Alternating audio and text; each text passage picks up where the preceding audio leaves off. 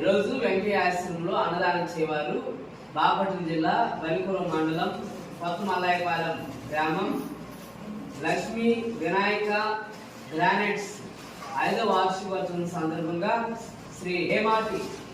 అంజీ గారు, లేమాటి మంగమ్మ గారు, శ్రీ లేమాటి వెంకటేశ్వరరావు గారు, లేమాటి రజనీ గారు, శ్రీ లేమాటి బాల ఆదిత్య గారు, శ్రీ లేమాటి నిశాంత్ గారు, శ్రీ లేమాటి హరికృష్ణ గారు, లేమాటి సాయి లక్ష్మి గారు ఆశ్రమంలో అన్నదాన కార్యక్రమాన్ని మరియు స్వీట్ పండ్లు పంపిణీ కార్యక్రమాన్ని జరుపుతున్నారు.